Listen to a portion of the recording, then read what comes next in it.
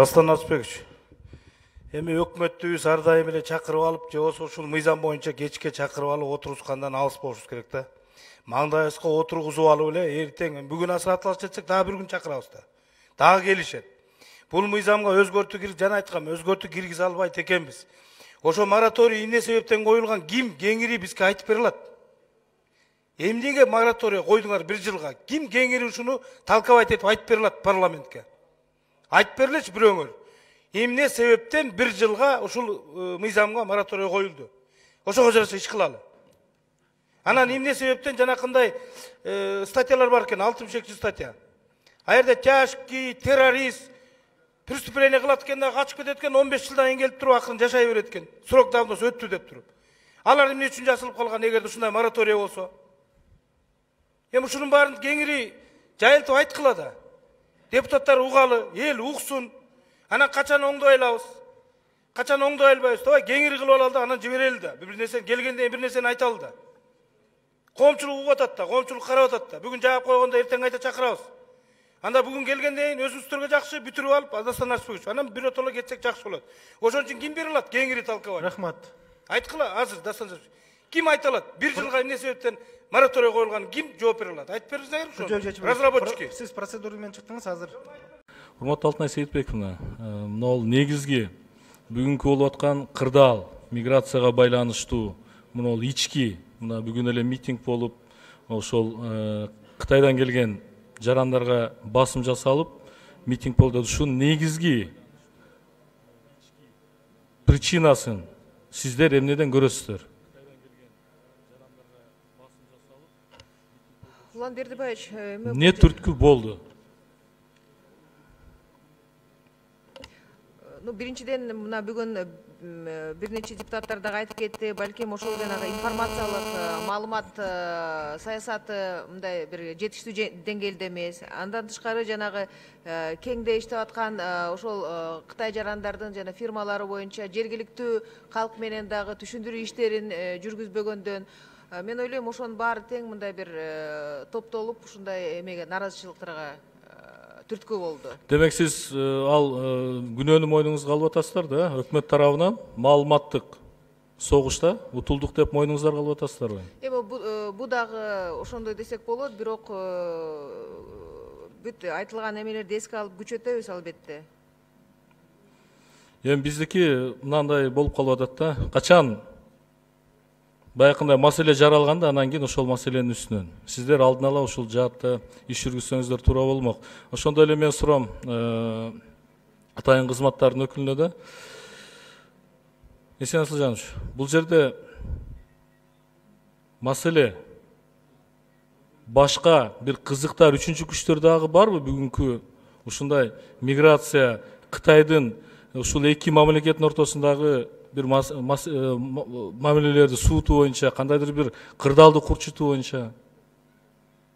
Азыркы убакта андай маалымат жок. Андай маалымат жокпу? Демек, Алтынай Сейитбековна, мен ойлоймун, сиздер мына жогоруда айтылгандай туура айтылды. Биздин экономикабыз, чынын айтыш керек, сырткы инвесторлордон, инвестициялардан көз каранды. Ошонун эң көп бөлүгү бул Кытай мамлекетинен. Демек, биз ушул Кытайга байланыштуу маселеде мына бүт жалган жала маалыматтарды сиздер ачыкка чыгарып, жана ошол жалган жала таркаткан маалыматтарды элди козутуп, ушундай туура эмес маалыматты таркатып, биздин экономикага терс таасирин тийгизген жарандарыбыздын административдик керек болсо уголовный жоопкерчиликке чекти сиздер алып барышыңыздар керек. Рахмат. Эгемендиктин ээрдине отурганыбызга 28 жыл болуптур. Бирок бизде 30-чы өкмөт иштеп атат да. Анан орточо эсеп менен алып көрсөк, ар бир өкмөт Кыргызстанда 9 ай иштейт экен.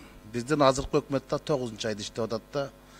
Анан ар бир өкмөттүн өзүнүн мөөнөтү болот, анан эл тарабынан берген дөөлөтү болот. Мындайча айтканда аты болот. Маселен, Дайнар Үсөновдун өкмөтүн ак жолчу өкмөт деп койгон, Орозо Исаковдун өкмөтүн убактылуу өкмөт деп, андан кийин келген Муралиевдин өкмөтүн техникалык өкмөт, Бабановдун өкмөтүн коалициялык өкмөт, Сапар Исаковдун технократтык өкмөт деп койгон да. Азыркы өкмөттүн дагы жаңы ат коюлду, жаңы ат коюлганда бат коюлду. түкүрүк өкмөт деген ат коюлду да.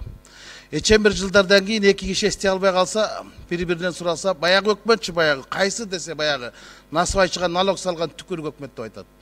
Мына ошол атка конду да, анын атка конушуна өздөрүнүн кадамдары, өздөрүнүн адамдары себеп болду. Жаңы кодексти ишке киргизебиз деп булар жаңы жаңжалдарды ишке киргизип жиберди. Бүгүн алапайын таппай отурат. Кече Жеңишбек Парпиевич маалымат жыйын өткөрүп айтыптыр. Биз жанагы түкүрүк болгон айып пулдун салмагын, пулдун өлчөмүн азайтабыз депчи. Мейли, азайтсын, башкаларынчы. Эми дүйнөнүн мен бир дагы мамлекеттин ушу түкүрүккө айып салган мамлекетти көргөн жокмун. Кенен Россиянын баштан аяна чейин миллиондогон мигранттар бар. Түкүрүп эле жүрөт, бирок алар 5,5 миң сомдон $80 айып пул төлөбөйт экен. Бир гана биздекен эми элестетип көргүлө. Туура айып пул болуш керек, бирок айып пул айлык пулдан жогору болбош керек да. 5 миң сом пенсия алган чалга барып, сиз насыбайыңызды түкүрдүңүз, 5,5 миң сом төлөдүм десе төлөчү айтып көргүлөчү. Жерге эмес, бетке түкүрөт. 10 миң сомдук Москвич айдап жүргөн 200 грамм ичкен баланы айдап келаткан жерден кармап алып 17,500 төлөдү деп айтып көргүлөчү. Урдум ушу унааңды дагы мыйзамыңда деп туруп басып кетет. Бул теңсиздик да. Ушуну карабай өкмөт кайсы жакта карап жүрдү. Анан эми азыр жамачылап, самачылап бул жакка алып келген аттырда. Алып келе турган болсо жана жолдо жүрүү эрежелерин дагы кайтадан алып келсин. Бузуулар кодексин. Эми карап көрсөңүздөр, Бишкекте кур тагынбасаң 1000 сом айып экен, айылдагыларга 3000 сом айып экен. Бул кандай? Карапайым калктын каны чөбүспү? 3 коргондо 3000 сом, Бишкекте 1000 сом. Эмне деген? Эми жанагы мас болуп айдаганда наркологический диспансерге баш тартсаң 5,5 миң болчу, эми аны кайта 17,500 көтөрүптүр да. Булардын баардыгы ушу жанагы биз ушул мыйзамга көнүшүбүз керек дейт да. Биринчи элге 30 миң сом айлык бергиле, анан 10 миң сом айып салгыла. 10 миң сом пенсия бергиле, анан кийин 2 миң сом айып салгыла. Ошондо эл түкүрбөйт. Азыр болсо эл бийликтин бетине түкүрөт. Ошон үчүн жаңы кодекстерди алып келгенде жамачылбай толугу менен кайрадан. Негизи бул мыйзамдын максаты жакшы болгон да, бирок башкасы жаман болгон. Мен эми мамлекеттик тил жөнүндө мыйзамдын талабына ылайык мамлекеттик тилди берейин. Мыйзамда ушундай жазылган. Бардык мамлекеттик жыйындар мамлекеттик тилде өткөрүлөт. Арт жакта отурган эксперттер силерге суроо. Түкүрүк жөнүндө түшүнүк айтып бергилечи мага. Түкүрүк деген эмне? Ошону түшүндүрүп бергилечи.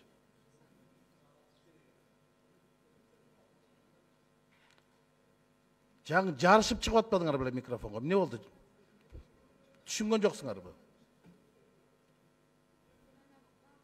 Эксперттер, мен силерге суроо бердим. Мен убактымды токтотуп коюңуз. Алло, аппарат.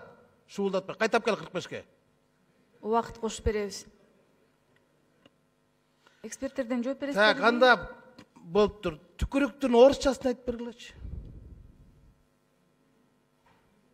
Эксперттер, арт жакта келген, мыйзамды жазган авторлор. Силерге суроо. Плевок, туурабы? Какырыктын орусчасы кандай болот? Макрата. Чүчкүрүк демне дейт? Чихания дейт. Чимкирик демне дейт? Сопли дейт. Анда буларга жооп бере албасаңар, түркөйлүк дегенге жооп бергилечи. Эмне деген сөз бул кыргыздын? Мына көрдүңөрбү? Түкүрүк дегенди түшүнмөгөн өзү түркөйлүк. Түркөй деген сөздү Юдахиндин сөздүгүнүн ичинен тапкыла. Мына ушуга окшогон эксперттердин айынан батыштын акчасын алып отуруп, биз гранттар менен айыл чарбасын талкыладык, билим берүү системасын талкыладык, медицина тармагын талкыладык, дагы ошол эми укук коргоо сот тармагын талкылайын атабыз да. Алган эксперттер кыйналган карапайым эл, анан аткарган өкмөт зыянын көрүп атабыз да биз. 13 миллион евроны кайда кеткенин эч ким билбейт. Биз болсо эртеден бери какшап отурабыз. Азыр бул бир нерсени күчөтүп, бир нерсени алсыратып, бир нерсени жалдыратып салды. Ички иштер министрлигин алсыратып салды. Байкуш министрлер эчтек кыла албайт эми. Алар тергөөчүлөргө жардамчы болуп калды. Кылмышкер жанында турса да карбай албайт. Санкцияң жок дейт. Туурабы Жеңишбек Парпиевич? Урматтуу башкы прокурордун орун басары. 5 кодекс, 2 мыйзам кирди. Кайсы кодекстер кирди? Түшүнгөн жокмун. 5 кодекс эки мыйзам кирди. Кайсы кодекстер, кайсы мыйзамдар? Бул экзамен бе же кандай? Мен суроо берип атам, экзамен Уголовный кодекс, уголовно-процессуальный кодекс, кодекс о нарушениях, уголовно исполнительный кодекс, о проступках, анан закон об основах амнистии и порядке ее применения, закон о пробации. Туп-тура. Эми ошо уголовный кодекстин кыргызчасы кандай которулат?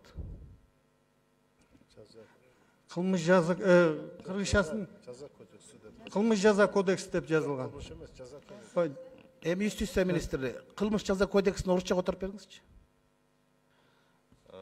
Урматтуу Рыскелди Чыныбекович, азыркы уголовный кодекс жазык кодекс деп которулду. Мурун кылмыш жаза кодекс деп которулуптур да. Тияк башкача айтты го, башка прокурордун орун басары.